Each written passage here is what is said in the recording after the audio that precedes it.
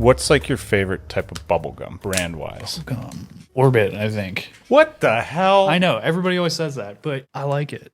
Okay, if everybody always says that, then you know there's a problem then. If like one or two people say it, but if everyone's saying it, Brian, I do like Eclipse. Eclipse is also very good. Okay, let me rephrase what I said. What's your favorite chewing bubble like candy candy bubble gum? Let me rephrase that. Juicy fruit. Juicy fruit? Juicy fruit's where it's at. It's so short lived, but it just makes me want it a lot much more. I have become, or I always maybe was a fan, but I am now a fan of Big League Chew. Big League Chew? Yeah, not sponsored, but although. The regular kind? I know they have like grape apple. Yeah, I like them all, honestly. All right. Just the regular. They also have, I didn't realize this, they sell ball versions, like bubblegum ball versions that you can get as well. I dig that. So I think it is superior in the blowing bubble category. It seems to do really well if you're I can see that. I've never been good at that. I can't do it. It's not that hard. It's not. It took me a little bit, but like another thing that everybody always says. You just got to get your tongue involved. Just tongue and then that's it. That's all you got to do. You just get it's a very easy technique. You just got to let it be known that Hahn is better with his tongue than I am. I mean, cheers. But seriously, if you want to practice, I think Big League Chew is the way to go. All right, to give it some practice. If I were to get into the big league game of big league bubble blowing, who do I get as like a manager? You're gonna want to go with Scrappy Dan. Scrappy Dan, yeah. Is he like part? Or maybe Glass Joe? Or there's Bear Hugger. There's also Piston Hurricane. You could also go with Super Macho Man or a Mike Tyson. Could also see what Mike Tyson's doing. I feel like Mike Tyson would make me join the gang. And you think, oh no, now you I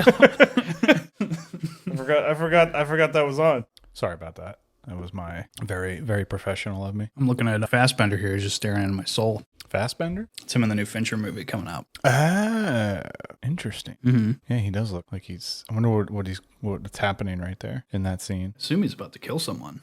Speaking of killing, there is a lot of killing in what we're talking about today. There is, but in a very PG way. Yes. So we're talking the Billy Zane masterpiece of The Phantom. More specifically, not than Billy Zane, it's Simon Wincer who directed it. And Simon is an interesting dude because I didn't really look into him until I did a rewatch for this specifically. Yes, tell me about this because I'm interested. What I was kind of intrigued by was the fact that he had a big hand in The Adventures of Young Indiana Jones. Oh, and I did not know this. Oh my God, I did not know that either. It makes so much more sense because it's got such a flair of it. It does, yeah, and that is I would say that's like the first thing I noticed. Well, first thing I noticed is like this is one of those movies that like you and I have always it always seems to come up in conversation. I love it. I love that movie. I grew up with it. Yeah, it's one of those like I don't know whether it's so bad it's good. I think it's one of those ones that's so in between all of that. Yeah, so good it's bad or so bad it is bad. Yeah, but it's also like it does have that like 90s adventure flair that is so rare. Like Rocketeer has this. There's a garden few that have it. Yeah, this is definitely a movie like if I were to point to what were the 90s like, I'd be like, go watch The Phantom, even though The Phantom does not take place in the 90s. It takes place in the late 1930s. Yeah, it's like 36, 38, right? And it definitely, you're immediately hit with that Indiana Jones vibe. Mm-hmm. Just like, the period that it takes place. Yeah, it takes in the same place. It's based off of like it's doing that same serial sort of antecedent to Rested On. Yeah. This though, like the way it's shot, I think for me is like, yeah, this just looks like a 90s movie. Some of the set work, and when I was rewatching this, I didn't really hit me until I was like a 33-year-old adult watching this. The sword fight between him and Kabe-san at the end, where he falls into this creek. Basically, it's not a river. Oh yeah, it's almost like it literally looks like something you would see at like a Kennywood ride, or like a theme park ride. It's so like a dark ride. Comically small. Yeah, or something like out of like another 90s movie, the Austin Powers movies, like when he dumps one of the guys into the water, but they don't have the sharks. They have mutated sea bass. Mutated sea bass. And his head gets That's eaten exactly what they look like too. They do not look like real sharks. Like, yeah, it definitely looks. I mean, you could tell that final scene thing is a set, but big time. I mean, I actually like. There is a charm. Let me just say this: for everything I'm going to say that I found very wrong with the movie, having just rewatched it again, there is a charm to it. Oh, absolutely. And it will always stick with me. But it's also, I think I would have to layer on the side that if you, having seen it so many times in the past and now having to rewatch it, I actually got a lot of enjoyment out of it because there's just. Like, I don't know, that could be through the performances or just the little quips. And I think the fact that they were playing like right into the genre that they were in. They knew what they were making and they were like, yeah, let's go hard right into it. Yeah, lean into the skid, as it were. Yeah. So tell me more. Like, so how long did you watch? I never saw all of the Young Indiana Jones episodes. No, neither did I. And they're going up on Disney now. They so are. Okay. I'm kind of incentivized to dive back in. I remember they were on TV for a little while, at least I think. Mm-hmm. But then it was hard to find them. After that, you had to get like the VHS copy, and some places just did not carry it. It was a lot more difficult to find stuff back in the day before everything became digital. My family had a tape collection, but most often we taped stuff off of TV. So it was like if it didn't rerun, it probably wasn't making its way into my collection. But what was your overall? So having rewatched it, having not seen it in a while, what was your overall like opinion again now, being like all these years later, knowing a little bit more? Because I was thinking of something things I wanted to ask you specifically, but first I want to get your overall. Yeah, no, overall, I do still like it. It fell into that category like Batman, like Indiana Jones. It was like, it circled around some of my favorite stuff, so of course I was going to love it. But I think that it lives in a little bit of a niche past. They tried rebooting it in 2009. Yeah, I remember there was like going to be a TV show or something. So what happened was they were basically going to make, like for all intents and purposes, it was going to be what the Daredevil series on Netflix became. Okay. And they made it 2 episodes in and it just didn't take off. So it was kind of like a pilot failed type scenario, which was a shame because it would have been cool to see something like that, like Daredevil, you know, as early as 2009. And it definitely has that. I like the swashbuckling serial tone to it. I really do. Like, I guess too, it was just nice to see something again that made me kind of smile, and it's like that sort of glossy look to it, the way it's shot. So that was nice. And again, there were definitely a lot of things script wise that I was just like picking out, and I'm like, uh-oh. It was also very adherent to the comics, like to its own detriment. Oh, like myself in the face. He's going in too deep.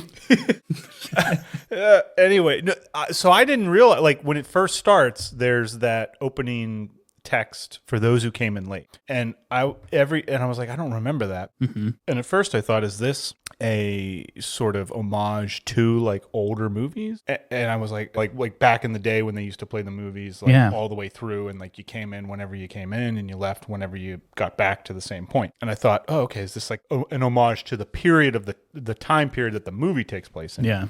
From what I can find, it apparently is not. It's something that the Phantom itself, the actual comic strip, would use. That's pretty cool. For those who came in late, because one of the main points to the character being like he's a Batman-like superhero, but without the money, grim. Well, I guess technically you could say he has money. He has money, but uses it in a very different way. Yeah, he the dark, grim, dour persona that is Batman is not there, and he does use guns. Yeah, in this, so it's more like if you literally if you combine Batman and Indiana Jones, that's not to be That's it. That's the episode. That's the episode. We're done. All right, later, guys. But yes. Man, we're going in like opposite directions today. You got the downers, I got the uppers. Han's down in a watermelon White Claw, and I got a big old cup of coffee. We'll meet in the middle. Then. Like if you go down, I come up. No. You come up, I go down. Right? No. You tight ass. No. You stupid ass. But there's like so many. Yeah. We were talking about the Phantom. Yeah. Yes, we were talking about that. Oh yeah, it's a little bit back to you've never seen the movie or know about the comic strip. I've never read the comics. I remember neither, the actually. animated show though. They had an animated show there for was Phantom? an animated show in the 90s. Was it with Billy Zane? I don't think so. Ah, damn it! But Then why am I I gonna remember watch that? just loving that show at the time. Like this like hit in like the late 90s for me. Yeah. And I remember it always being on TV. I didn't see it in theaters. And it was just one of those movies that like after I saw it, do you ever have those movies like Indiana Jones or the ones we've talked about? Do you ever have those like movies or like events, something you go to and you're just like, when you're a kid, after it's done, you're just like, damn it, I got to go outside and play it. Not in a bad way, not because you're bored, but because you're invigorated, so energized by it. You got the adventure. Yeah, you get that adventure thing. Like, I got to go out and do something. Mm-hmm. And that was definitely this movie for me growing up. It's one of those, I know today I got to go jump off of a plane, off a biplane onto a horse with Buffy the Vampire Slayer.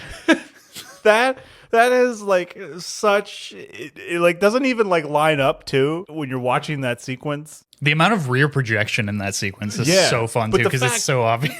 But the fact too that they did it, I'm like, you know what? That still looks okay though. No, it looks pretty good for even not today's doing standard. like maybe limited CGI or like I don't even know if they had CGI in this. It was all rear projection. I think like everything they was put like like old They put school. the actual image up behind. Okay, I think everything was probably like old school, and then they did it like actual sets. So I think that is, you do feel like as you're watching it, like you're on like a bit of a theme park ride. Oh yeah, but I like that for what it is. I'm not about to give it Best Picture of the Year, though I certainly would put this in a pantheon of honorable mentions and be like, oh my God, yeah. If you want to have a good time with someone, I would say watch The Phantom for what it is. So it's a good jump back into the 90s. Yeah. And it is interesting because the director, Simon, I mean, he also did like Crocodile Dundee and a couple other like hyper 90s like adventure style movies, which is interesting. And you know, you got Billy Zane. Absolutely. Who I believe was in The Mummy as well. Yes. Oh yeah. Oh, yeah. You say this every time.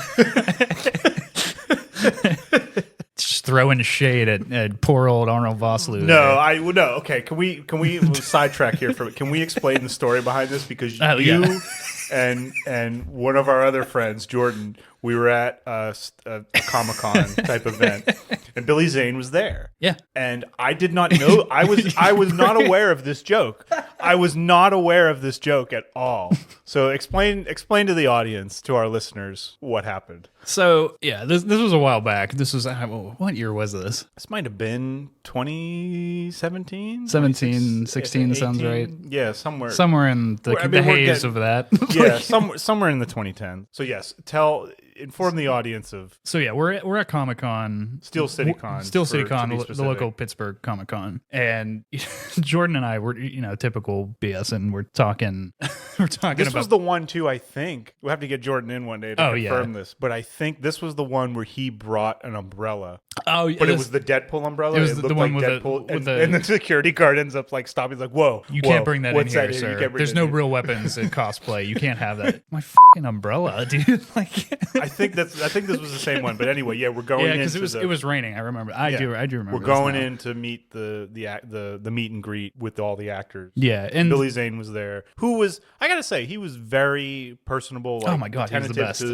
To the fans, anyone who was there. He is nothing like his character in Titanic. No, he was nothing like his character in Titanic. Completely. He did not chase me around with a gun and start shooting up the beautiful causeway inside the Titanic. Nothing like that guy. No, nothing at all. But yes, so we're walking in. And that typical joke, for those of you who do know, Jordan and I are joking back and forth. Oh yeah, Billy Zane, because he was in The Mummy, and you just started going at us. I was like so adamant, like, what the hell is wrong? Like, I just couldn't. I don't know what was wrong with me that day. Probably because I was tired, but I could not. Like, no, you took it so. I took it so seriously. Like, are these guys stupid? Are you guys stupid or something? Why am I friends with either of you? I was just like, they can't be serious. We all went to film school together. How do you not know this? It's Arnold Vosloo, you idiots, you poor knaves. How do you confuse these guys? They are two different gentlemen. Get it right. And it took me, I think it took me to the end of the whole. I think we day. both recognized that you were taking it. You guys picked up and you just kept going. No. No, yeah, because Jordan, of course, kept going with it. I believe he gave me the eye, and I'm like, oh yeah, let's go with it. I was unaware that the running gag of Billy Zane being in The Mummy was a thing. Like, it's never. There was a meme group that started too around the time called Memotep's meme group, and like it was this whole big thing. Everybody kept like photoshopping Billy Zane onto him. Yeah. Oh my god, that's hilarious. I missed out on that, so I was like so confused, but also like because I love The Mummy too. But I felt like so distraught that like, how can you confuse the Why two? am I with this uncultured swine? How do you live with yourselves right now? It was so strange. It's such a weird moment. Poor Arnold Vosloo. Yes. That is his name, right? I'm not butchering. No. Yes, you're getting it right. Okay, I don't want to be in a but yes, making fun of him thing. But we'll edit that out later. We'll deal with that later. But yeah, Billy Zane, like he's been having a bit of a resurgence lately. Has he? He's been guest starring on. He's been guest starring on The Boys as himself. I still got it. Yeah, I gotta get around to that. God, that show's so good. It's the best thing on TV. All right. Well, okay. I'm gonna take your word on it. If for no other reason than Billy Zane and Carl Urban. But okay. But yeah, I won't spoil that one for you. I'll keep that one in the tank. Back to the task at hand. But Phantom, yeah, and yeah. So I also would recommend Comic-Con. Like, for people in Pittsburgh. I know we have viewers elsewhere, but anywhere, I'm sure there's other local Comic-Con. Most like semi-major cities have their own con. Yeah, it's definitely worth at least a shot, especially if you want to. Like, just I say like get on their Facebook page, check out who's going to be there. Yeah. If there's people you want to see, it's definitely at least worth checking out. It's fun. So yes, in the Phantom, essentially going back to that for those who came in late thing when it started, I did not realize that was actually that was Bruce Willis. Bruce Willis the whole time. I did not realize that was a specific detail to the Phantom comic strip. And I guess what the hell are you doing? God, maybe I'm the one drinking. Jeez, you spiked that with something? No.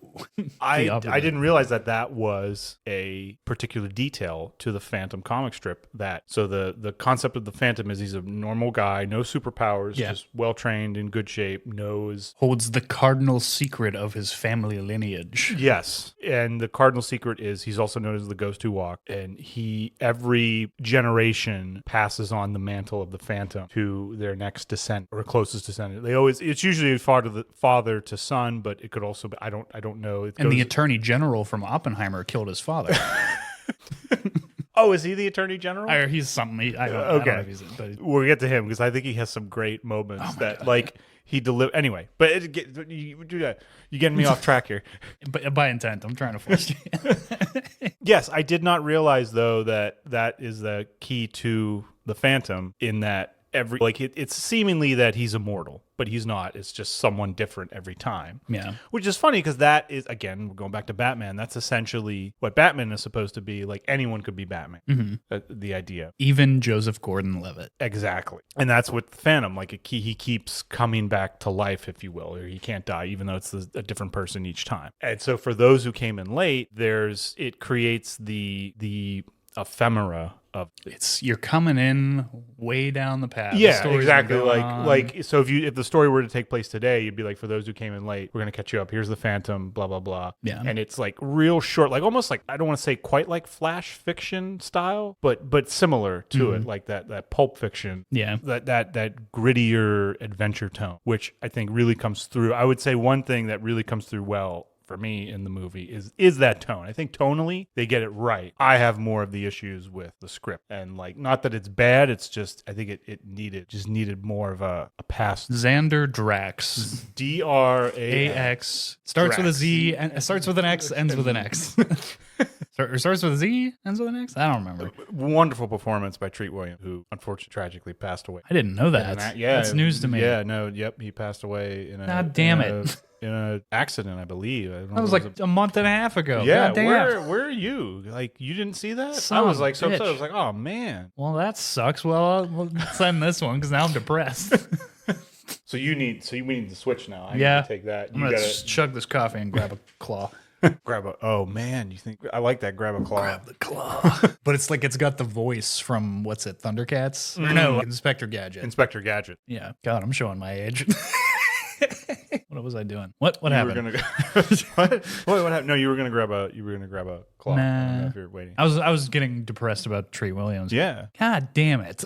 No, I was upset to hear that, but I think he gives a great Oh my- performance in it for what it is. The best kind of hokey. I don't know if he had fun with it. Oh, I how hope could he you did. not? How could you I not feel like have he had fun with that? that role. I can't speak for it or whatever happened behind the scenes. Who knows if this whole movie was a nightmare to work on? Very well possible. But I want to know how they rigged that final shot of him leaning with the skulls of Tuganda.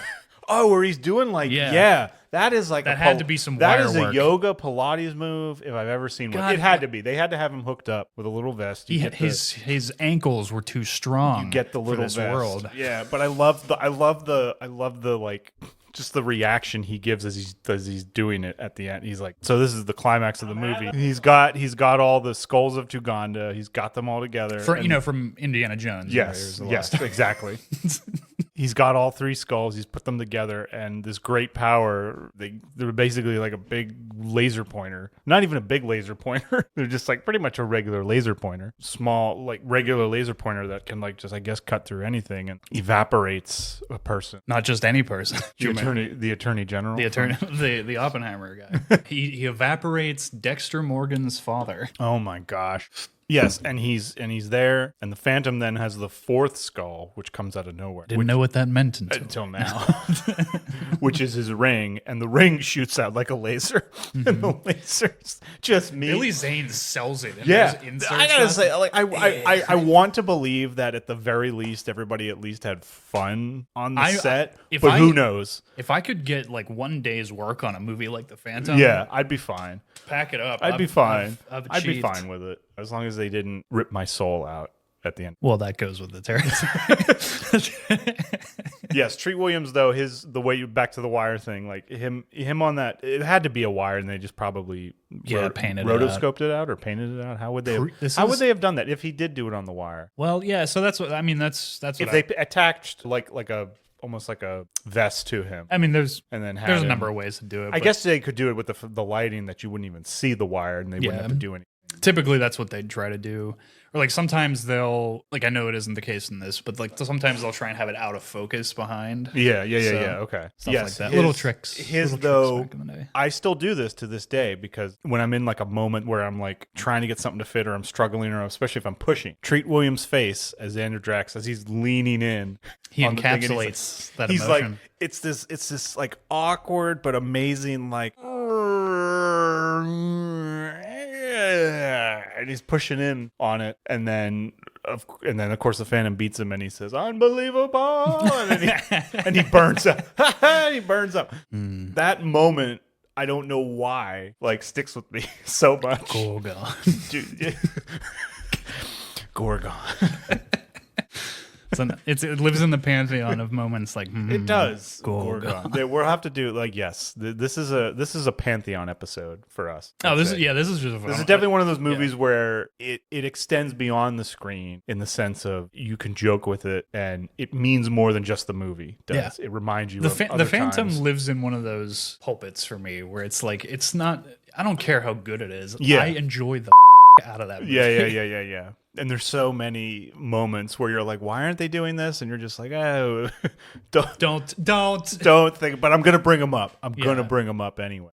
But yes, that Treat Williams, that performance is just his as Xander Drax as the main antagonist. He's like the perfect balance of like almost Jim Carrey goofy and totally like actually scary. Sinister. Yeah, some sinisterness to him that works. It was like I can't honestly point to another performance like that except for maybe some Jim Carrey. Like, but even then, it's like it's in a category all its own. So what did you think? Like, I actually was when I like when I took a step back just from the script and the story and the writing side, what were your thoughts on how it's shot? Because I was like, as I'm like the cinematography, I dig it. yeah, I was like, you know what, this movie is shot very well. Honestly, got a lot of classic techniques that aren't used anymore. Yeah, like which is partly why I'm like, all right, I'm in. Like, I like that that 90s style action a lot because like I like rear projection. You know, even though I can spot it a mile away, I still like, you guys actually did that. That's cool. And it's like you can't put those actors in death-defying situation all the time. Like, though, getting back to the the plane jumping onto the horse. Yeah, I think they actually had because you can see the stunt performers if you pause. Oh yeah, you can see that it's the stunt performers there. That's another thing I love about 90s action movies. Yeah, is like whenever you catch that it's a stunt person. You can tell that it's not Christy Swanson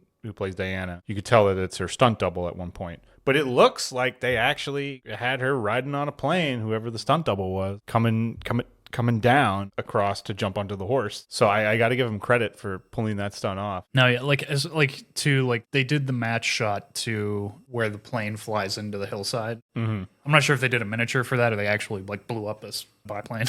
But, the match cut with them riding off in the foreground.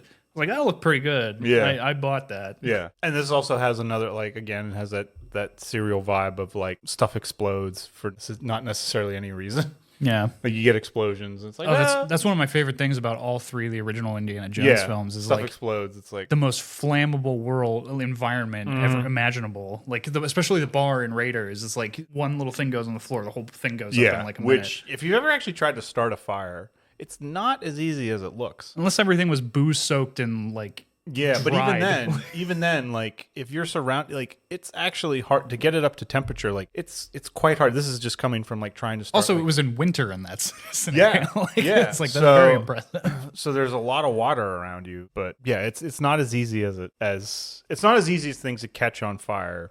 There's a lot of different factors in real life that you don't think about. Because I know when I've tried to just start a cozy fire in the fire pit in my backyard, it can take a little bit and it can easily go out quick if you don't keep it going. And if the ground's wet, or it can make it a little bit more difficult. If it's wet, you can't really get the heat. No, you can't.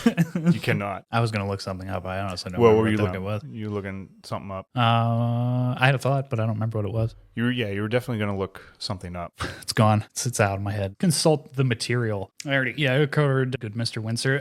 Written by Lee Falk and Jeffrey Bone. Yeah, the original character. Yes, the original comic. Which I thought that was pretty cool. Yeah, and I didn't even realize, I guess, the Phantom might be he's definitely one of the older version, superheroes, but just kind of got lost in the shuffle, didn't become as popular as Superman. He's a little bit on Batman, the side Wonder of Woman, being DC's Fantastic Four. He's Yeah. one of their original guys. Yeah, but he's been around, I think, at least the 40s, maybe even the 30s. Yeah. So which is why it's cool that it harkens back to that period. Yeah. It was kind of cool. I know this was I don't remember if this was shot before or after. I know it came out before Titanic, but Titanic had a very big post-production schedule. Yeah, that's right, yeah. So I'm not sure whether... Because it was supposed to originally come out in the summer of 97, I think. Yeah. Right? Titanic. Yeah. But then it got pushed to Christmas or something. It was It did have there was something, yeah. But it was, they were on the cutting edge of, CGI and stuff, and they were pushing all that stuff forward, so their post-schedules were a nightmare. But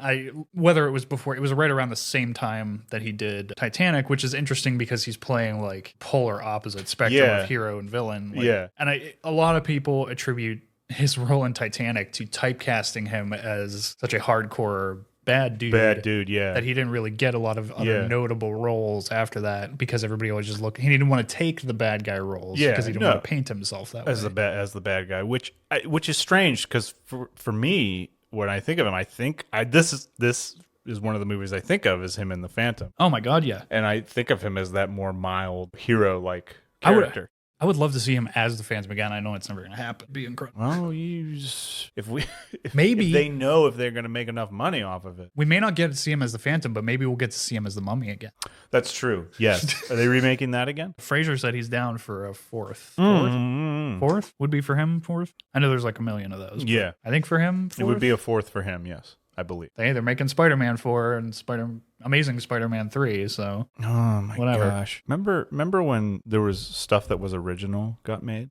For those who came in late. I do like that opening though. For those It who is came kind in of late, cool. I do like using that. It feels very inclusive, like bring in more people to this audience. Kinda. Like that's what I think about it. Yeah, but yes, I also we were talking too about the Rocketeer, which came out 89 or Joe 90. Johnson directed it. Joe Johnson's a very interesting dude. Yeah. I think he got a bit of a black mark on his career after he had a Terminator installment because he did Terminator 3, which did not do well because it was creatively sapped because it was after the studios yoinked Terminator away from James Cameron. And he always he put his name on it just to appease, but he was done with it after T2. After T2. Okay. And there was a lot of hokey jokes in Terminator, I think the studio pushed, and which is a shame because Joe Johnson's a great director. He started off, his first big splash was The Rocketeer. Then he did Captain America First Avenger. He had he did. Oh, that's right. He did do that. Yes. Yeah. He had a couple other weird black marks, like he did Jurassic Park 3, which is not bad, but it's not his best work. Yeah. Couple of moments of the book that didn't get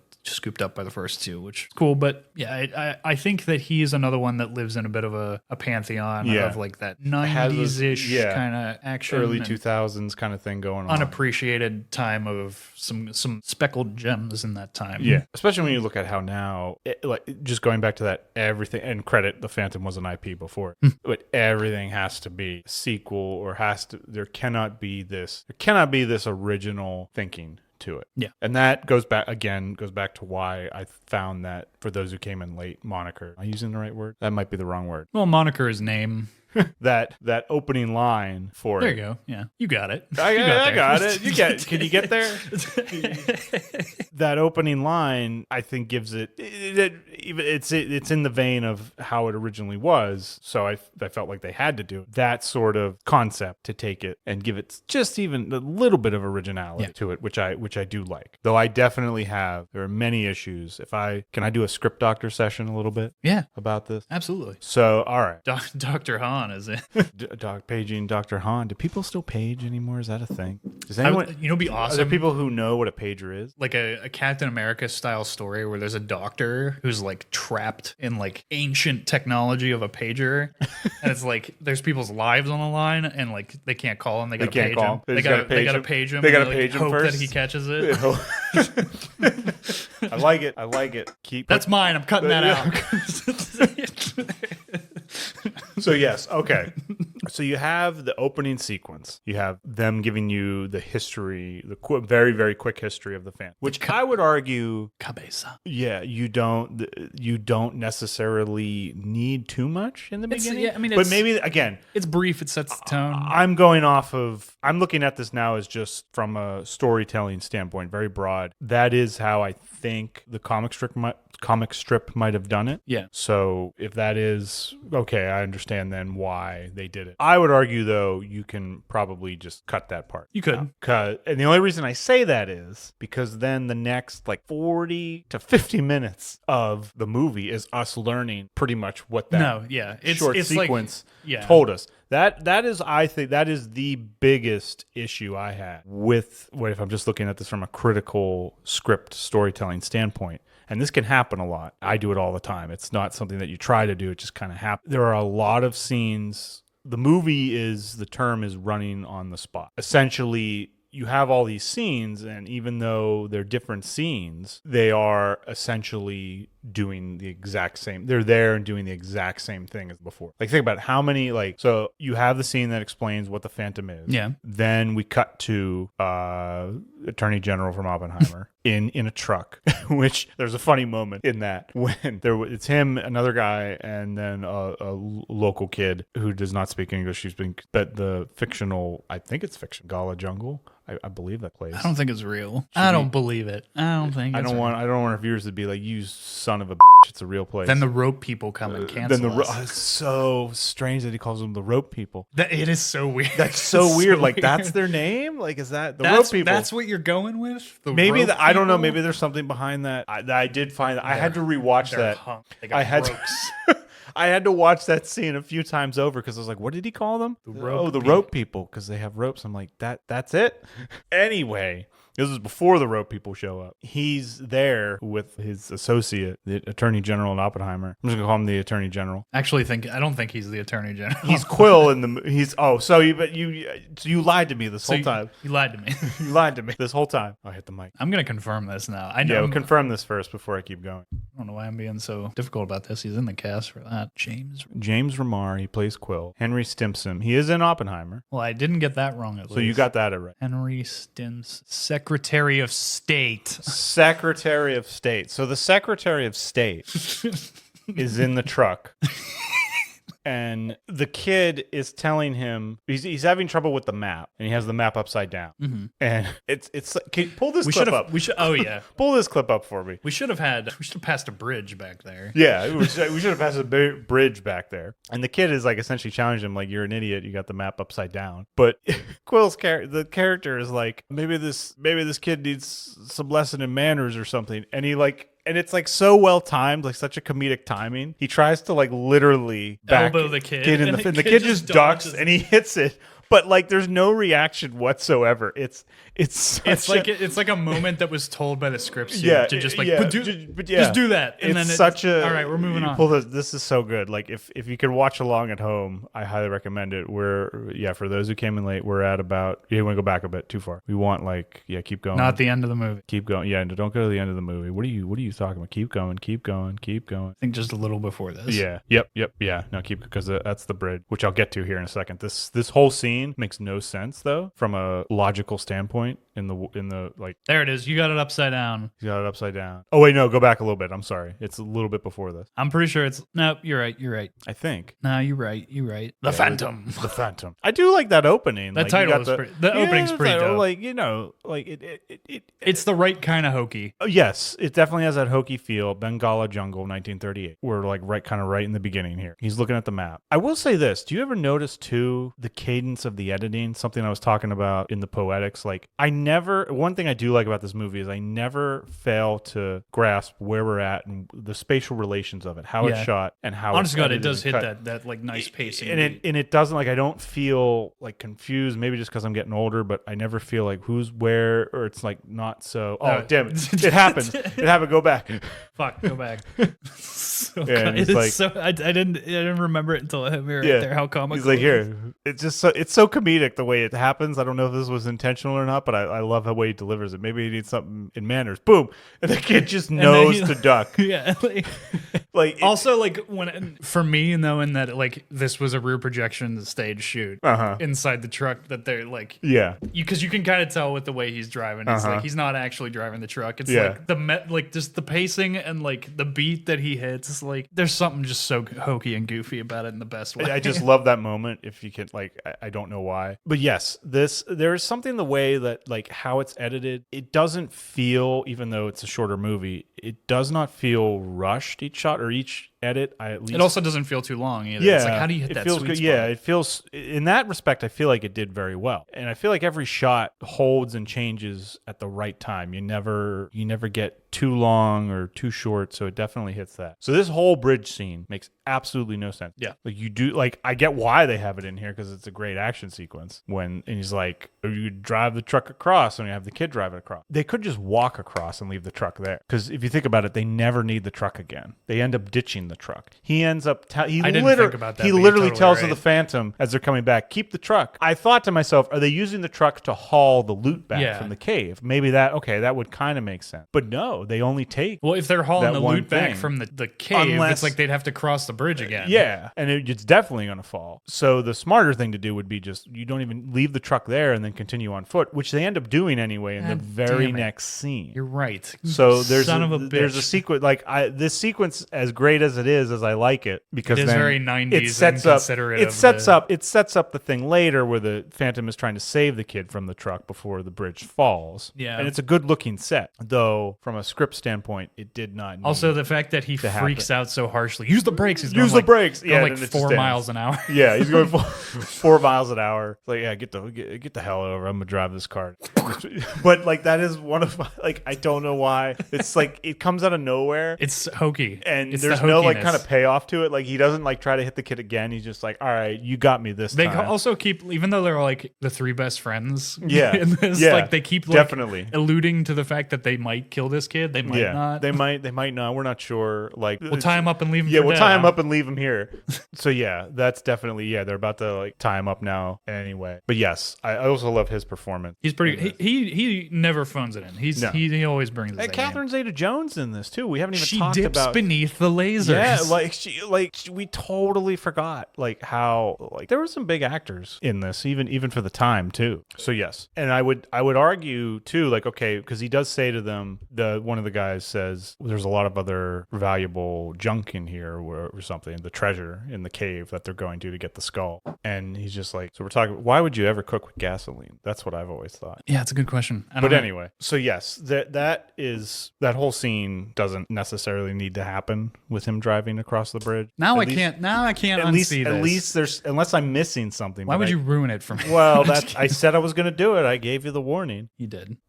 I said I'm going to try and like figure out what's the scene itself with the bridge collapsing later on is great. The bridge looks great. I'm buying where we're kind of at. Yeah. I'm getting the sort of facade of the whole movie, the tone. I'm in. Now we just need to make the script work. But yeah, they never.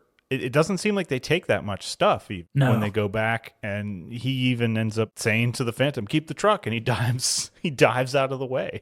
But yeah, the biggest issue from a script standpoint, a storytelling standpoint, is a lot of these scenes are accomplishing the same thing that the scene did before. Yeah. And it's that running on the spot, and you have to be careful with that anytime you're writing. Like I said, I've done it too. It's something you have to get several drafts in later, because you don't always know that you're doing it until you can look at it. So the purpose of this scene is literally just there it is again, literally just to establish kind of these characters and what they're going for. They get in the cave, the skeleton, which kind of doesn't get paid off again, kills the one guy. No, that was strange. Like I'm also curious if like, is this something that either didn't go through enough rewrites or went through too many? I would say too many. Because there is also that thing it has where the feeling of too many. You can have all these ideas coming together in one, but not gelling, for lack of a better term, not being cohesive into one story. And you can have artifacts left over from an earlier script. Like you have this scene that was part of maybe the first draft, and it in and of itself could be a really good scene, but the story's not working, and you start to change and adapt and say, oh, I'm going to add this, make it this way, change this character up. But that scene that you had in the first draft, you're attached to it, and it ends up staying in there. I know a good example, one more recent one, in the first Wonder Woman. Oh yeah, the ball sequence where they go.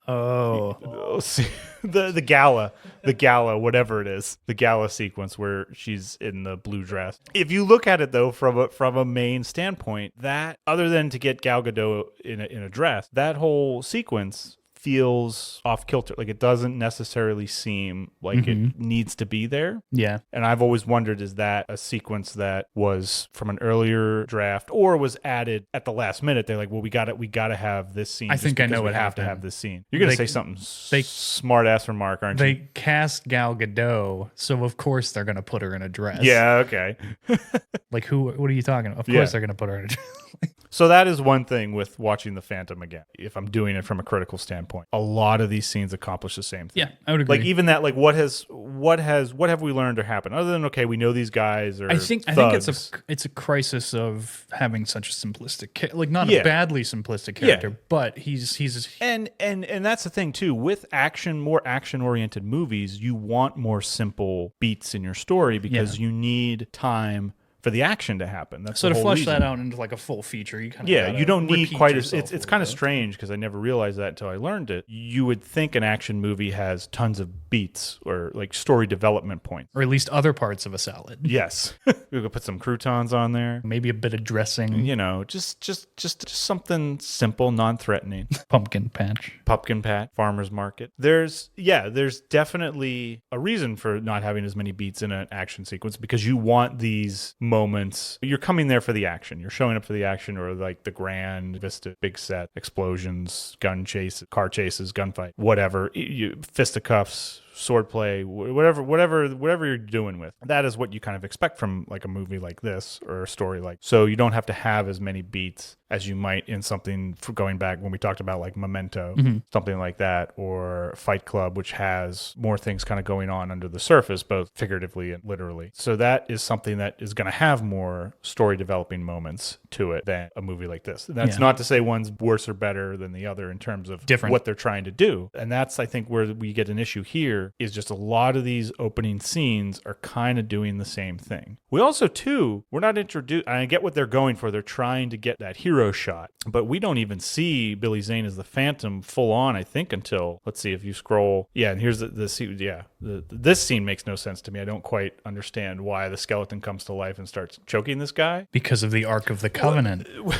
Well, it's also this like, so like, was it a booby trap? Did I miss something? I tried so many times to go back and watch and be like, did I miss something here? That kind of gives a clue as to, okay, this was a trap. I think it was intent. I think and it's like, it's Billy Zane doing it. And is it though? That's my interpretation. Like he's like, is that something? Now, is this he's something keeping like, the mythology of the Phantom, the ghost who walks? He's keeping the persona. Alive. But how is he doing it? Is he like behind that? Because if I could intricate puppetry work. Okay. But again, like another, like I feel like just some scenes that are like lacking actual. Ooh, there we go. Stakes. There's some Billy Zane. I do like that. I do like that shot. But yeah, actual scenes, like why not just have the Phantom show up there, giving it the more Batman vibes of him like in the shadows, doing these things to scare them. I think that they kind of wanted like this. They're showing all the shots of like the animals and the rope people, but it's like I think it's like that Tarzan one with nature. They wanted that, which is totally fine. That I feel like you could start the movie right here. Devil, someone needs our help, and then you can cut to those guys just rolling up. And I'd be interested to like take this movie. I do kind of like that Void intro though, where it's like you could definitely keep that. You can definitely keep the.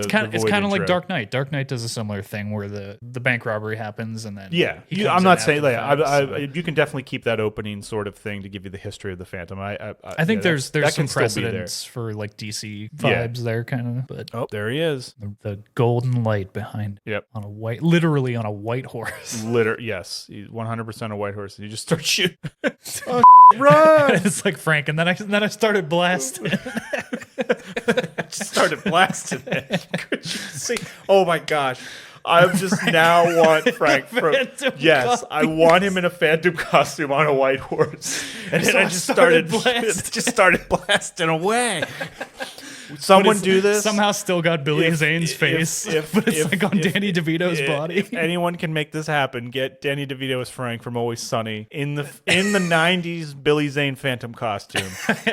Put him on that horse and have him come out playing. Now, see Frank. If they do this in like season 17, I don't even. I'm gonna be angry. I just send some of your fans over our way. That's all I ask, or just be like, hey, give these guys a listen, and I just need DeVito and Billy Zane at Comic-Con together. Get them together. And I can make this happen. That's amazing. Oh, here he's going to do you were saying like that Tarzan thing. He's going to do the gymnastics like routine. He's very much like DC's Tarzan meets Batman meets Indiana Jones with pirates.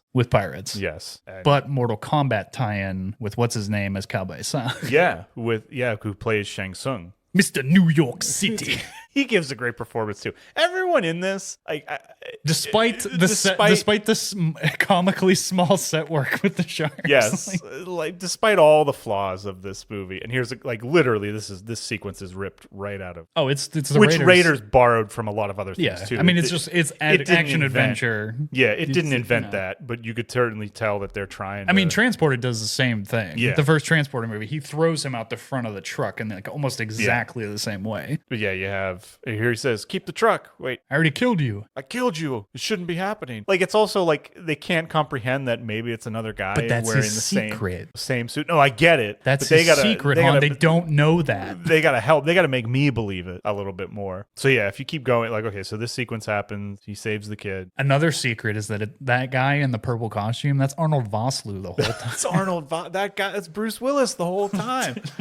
Yes, but I would just say a lot of the issues this movie has is there's a lot of scenes that accomplish the same thing as the scene before. Oh, true. Yeah. And that's just something you always want to watch out for if I do take a more critical standpoint from just the script side of it. You have to watch out for that because it can make Also, the movie, it can make the story boring, which I always forget this wanna sequence, but it's like the truck flipping. Yeah. It makes no sense. How is that? I know it's stuck, but that thing, It's I feel stuck, like, but then again, it's wrapped in the ropes, but there's no world in which that happens. Yeah. The truck falls. Yeah, It just weighs 10 times more than that bridge. Yeah, There's no way. yeah, definitely. Doesn't make it's although it is very Inception before its time. I'll give it that. But even here, though, too, the editing, the cuts, they all seem natural. But now picture Like- Jim Carrey as Riddler doing this instead. No, when they're making fun of Cliffhanger in Ace Ventura 2. Oh yeah.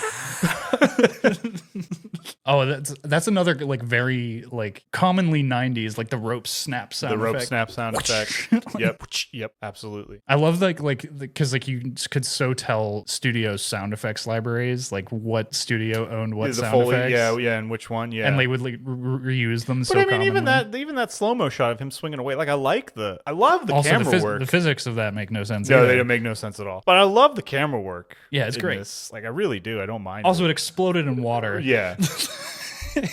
All right. No one. Just remember, guys. Though, no one argues with the Phantom. Nobody. And wins. You just shoot you. Though it is. It's definitely a movie. I think It's definitely a movie. It definitely is a movie. I would say, hey, if you're looking for like a movie night thing to watch, and do not take it serious, even if you're laughing at the cheesy bad moments, I think there's enough in there to wet your whistle and have a good time and enjoy. Billy Zane will wet your whistle. That's for darn sure. This is a kid show. Our show is not a kid show. I don't know what show you've been doing. So we just had an episode titled Uncensored. Did we? Yeah. Oh yeah, that's right. Yes, I would definitely recommend, because again, maybe I'm just going off of the nostalgia factor behind it. There's a lot of it in there for me, but I think it's definitely something fun to watch, and I say give it a shot. Yeah, don't expect to. It's not gold, but it's gold to me. Yes, it's not, might be to someone else. One man's gold is another man's 90s garbage. Yes.